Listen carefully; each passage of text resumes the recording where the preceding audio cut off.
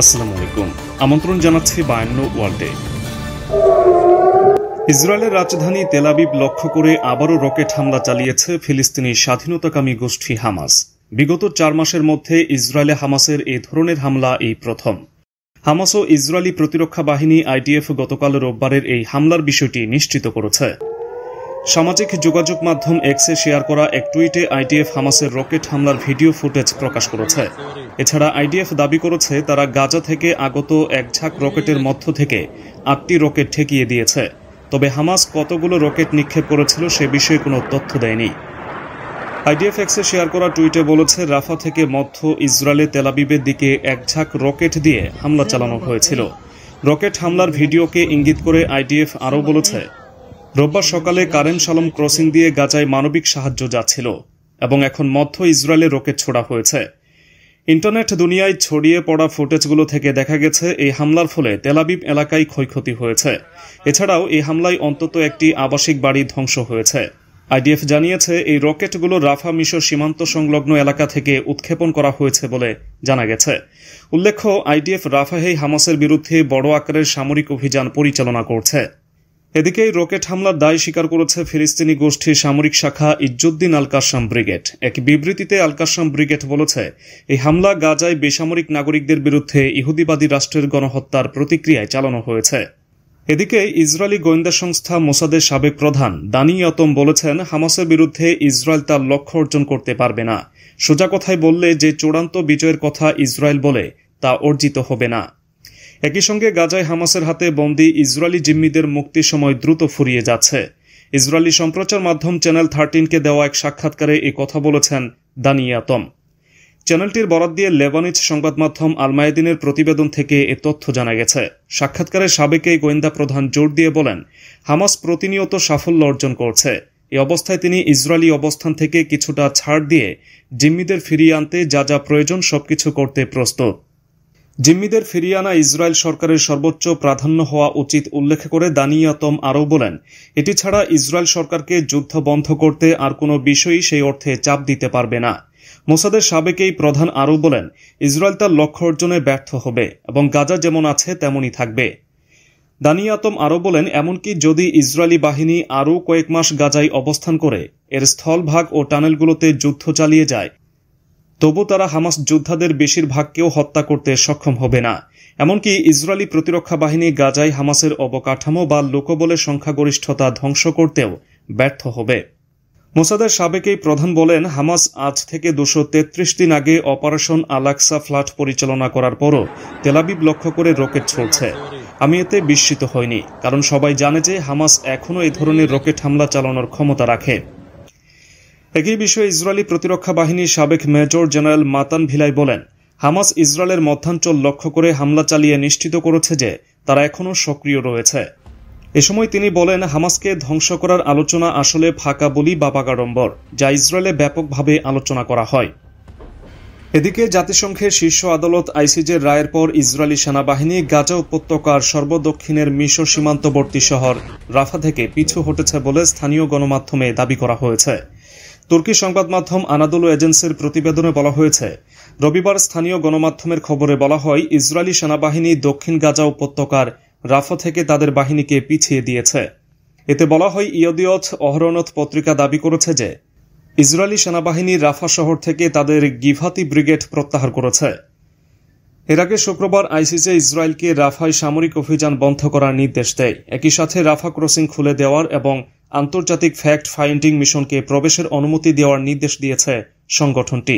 সংবাদপত্রটি বলেছে, ইসরায়েলকে রাফা ক্রসিং খুলতে হবে বলে আইসিজের রায়ের পর সেনাবাহিনী শহরের পূর্বে তাদের বাহিনী কমিয়েছে।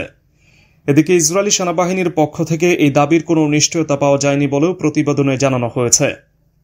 জানা গেছে, রাফায় ইতোমধ্যে ইসরায়েলি সেনাবাহিনীর 4টি কমব্যাট ব্রিগেড অবস্থান করছে। তারা জাতিসংঘ নিরাপত্তা পরিষদের গাজা উপত্যকায় অবিলম্বে যুদ্ধবিরতির প্রস্তাব সত্ত্বেও নৃশংস হামলা অব্যাহত রেখেছে।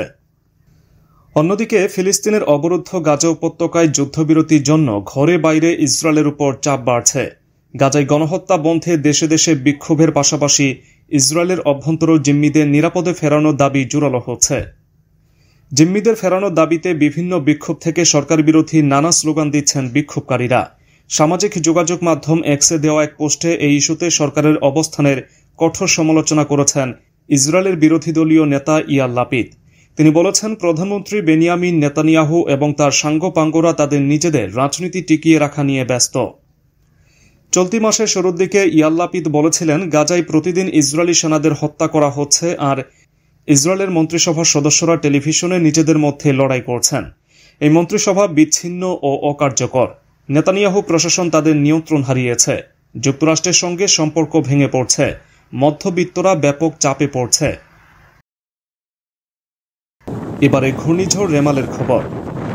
প্রবল ঘূর্ণিঝড় রেমালের তাণ্ডবে দমকা হাওয়া সহ ব্যাপক ঝড় বৃষ্টি বয়ে যাচ্ছে দেশের উপকূল অঞ্চলে। এর প্রভাবে 5 জেলায় 9 জনের প্রাণহানির ঘটনা ঘটেছে। রোববার 26 মে থেকে সোমবার 27 মে দুপুর 12টা পর্যন্ত বরিশাল, ভোলা, পটুয়াখালী ও সাতক্ষীরা এবং চট্টগ্রামে ওই 9 জনের মৃত্যুর খবর পাওয়া গেছে। এছাড়া ভারতে পশ্চিমবঙ্গে রাতভর তাণ্ডব চালিয়েছে রেমাল। রাজ্যটির বিভিন্ন এলাকায় ব্যাপক ধ্বংসযজ্ঞ চালিয়েছে ঘূর্ণিঝড়টি। ঘণ্টায় 135 কিলোমিটার বেগে ঝড়ো হওয়ার সঙ্গে প্রচণ্ড শক্তিশালী ঘূর্ণিঝড় রেমাল বাংলাদেশের উপকূল এবং তৎসংলগ্ন পশ্চিমবঙ্গের মধ্যে স্থলভাগে আছড়ে পড়েছে। এরপর রাতভর ভারী বৃষ্টিপাতের ফলে বহু বাড়িঘর ও কৃষিজমি প্লাবিত হয়েছে এবং ব্যাপক ধ্বংসযজ্ঞ চালিয়েছে। রেমালের তাণ্ডবে বহু বসতবাড়ি ভেঙে পড়েছে এবং বহু গাছ উপড়ে পড়ার পাশাপাশি বিদ্যুতের খুঁটিও ভেঙে পড়েছে।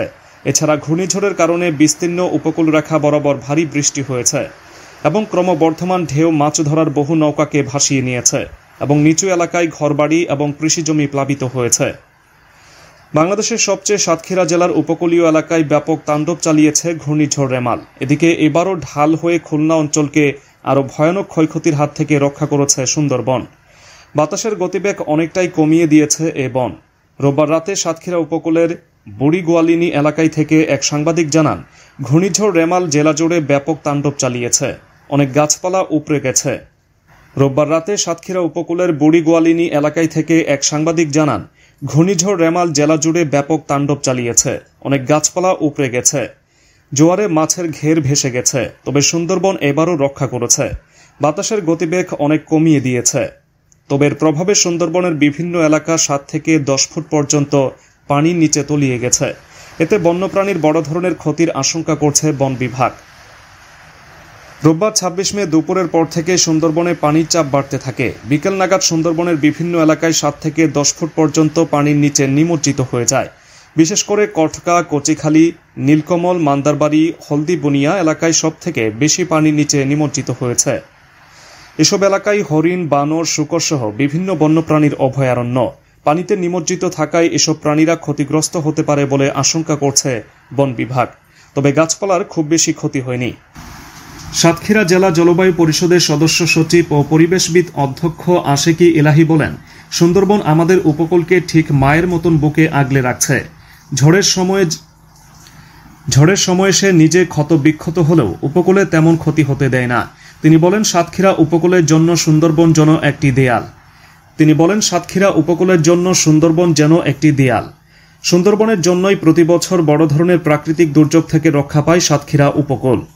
তবে এই সুন্দরবন রক্ষার জন্য কারোর কোনো মাথা ব্যথা নেই। তিনি সুন্দরবন রক্ষায় কর্তৃপক্ষকে পদক্ষেপ গ্রহণের আহ্বান জানান।